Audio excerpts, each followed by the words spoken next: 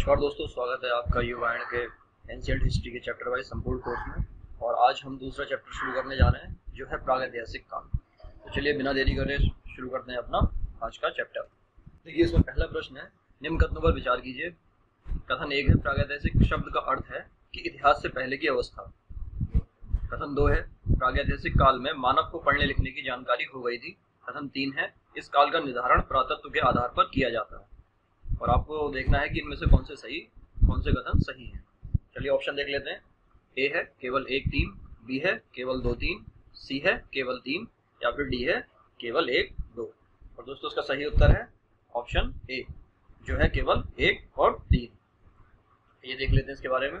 ये प्रागैतिक शब्द जो है वो दो शब्दों से मिलकर बना हुआ है, एक है प्राग, एक है इतिहास। और इसका शाब्दिक अर्थ क्या होता है? इतिहास से पहले की घटना या अवस्था।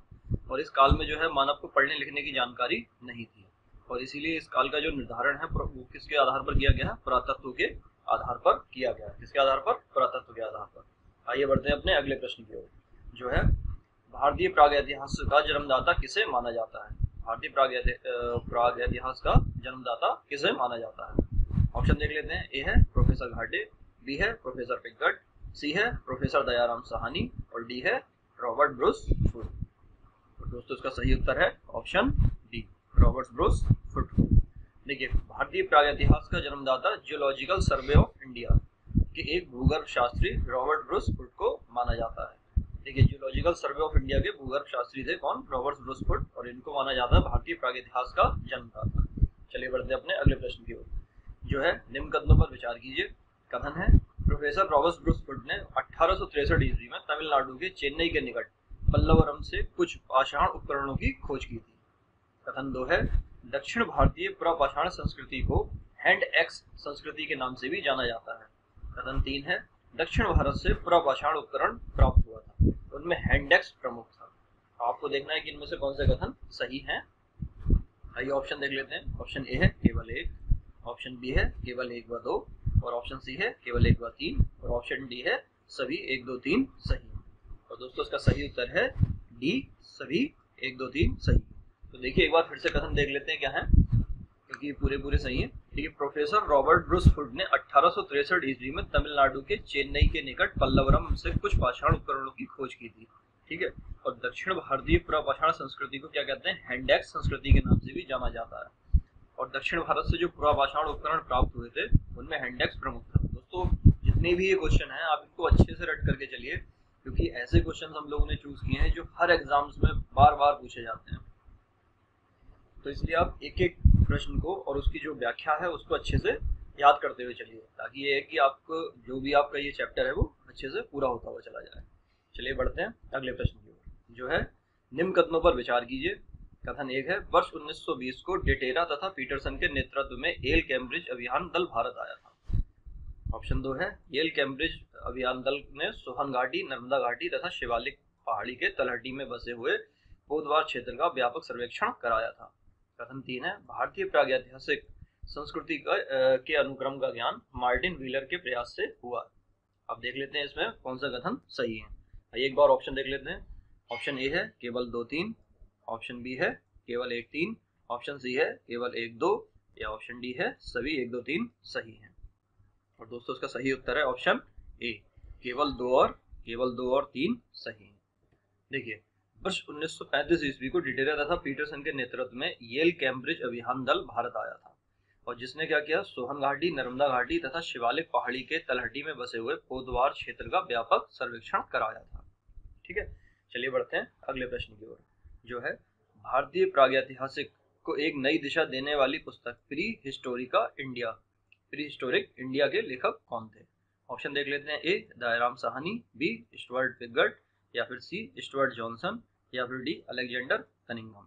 और दोस्तों इसका सही उत्तर है ऑप्शन बी, स्टुअर्ट पिगट। देखिए, 1950 ईस्वी में स्टुअर्ट पिगट महोदय ने अपनी पुस्तक प्री हिस्टोरिका इंडिया, और ये जो पुस्तक है ना, इसको कई जगह पर हिंदी में प्री हिस्टोरिका इंडिका भी लिखा गया है। कई बुक्स हैं या फिर नोट्स हैं उसमें ये इस तरह से लिखा गया है, तो आप कंफ्यूज ना हो। ठीक है, प्री हिस्टोरिक इंडिया और प्री हिस्टोरिका इंडिया, ठीक है, इसको कहा गया है। इसमें लिखी इन्होंने भारतीय प्रागैतिहासिक अध्ययन को एक नई दिशा प्रदान की थी इस पुस्तक के जरिए से।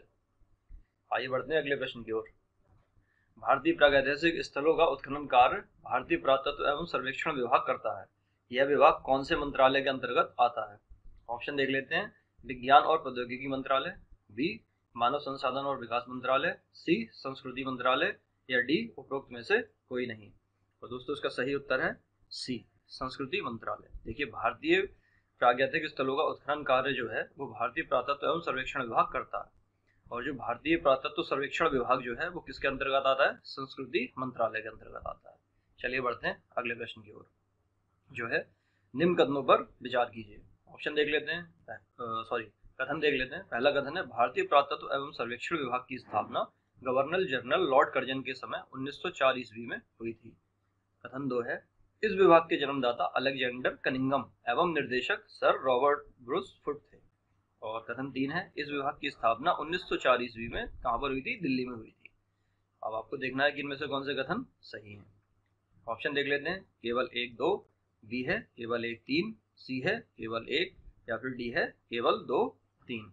और दोस्तों इसका सही उत्तर है सी केवल 1, मतलब पहला कथन जो है वो सही है। भारतीय पुरातत्व एवं सर्वेक्षण विभाग की स्थापना गवर्नर जनरल लॉर्ड कर्जन के समय 1904 ईस्वी में हुई थी। ठीक है, और कहाँ हुई थी? कलकत्ता में हुई थी। और इस विभाग के जन्मदाता जो है अलेक्जेंडर कनिंघम, और निदेशक जो थे वो सर जॉन मार्शल थे। और इन्हीं के निर्देशन में भारत में विभिन्न स्थलों का उत्खनन कार्य शुरू हुआ था। चलिए बढ़ते हैं अगले प्रश्न की ओर, जो है पाषाण काल का 3 भागों में विभाजन करने का श्रेय किसे जाता है? पाषाण काल का विभाजन करने का श्रेय निम्न में से किसे जाता है? ए है सर जॉन लोवाक, बी है सर जॉन मार्शल, सी है अलेक्जेंडर कनिंघम, और डी है ACL कोलाई। तो दोस्तों इसका सही उत्तर है ऑप्शन ए सर जॉन लोवाक को। देखिए, मानव द्वारा प्रयोग किए जाने वाले पत्थर के औजारों के स्वरूप और जलवायु में होने वाले परिवर्तन के आधार पर सर जॉन लोवाक ने इसे 3 भागों में विभाजित किया था।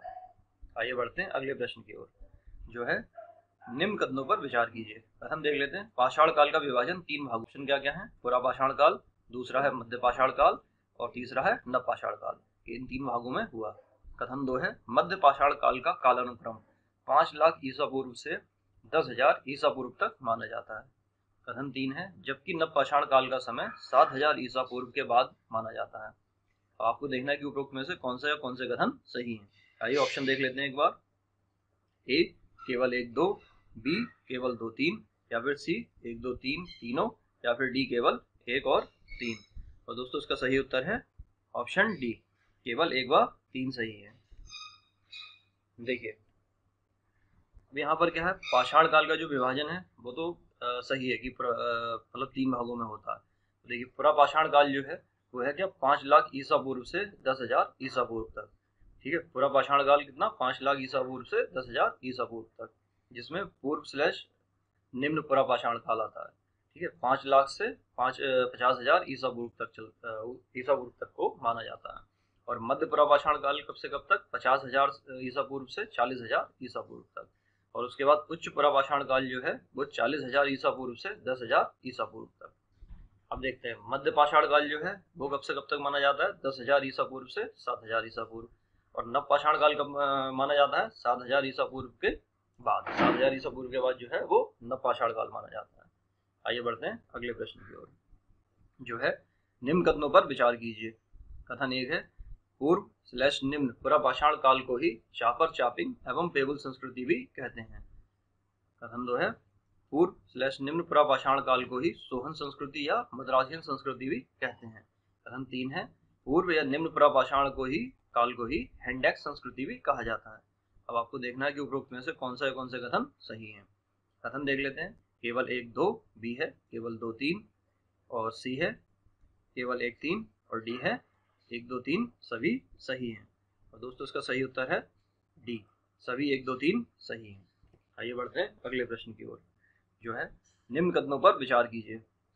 पुरा पाषाण कालीन औजार चापर चापिंग पेबुल ये सभी सोहन नदी की घाटी से प्राप्त हुए थे। कहाँ से प्राप्त हुए थे? सोहन नदी की घाटी से।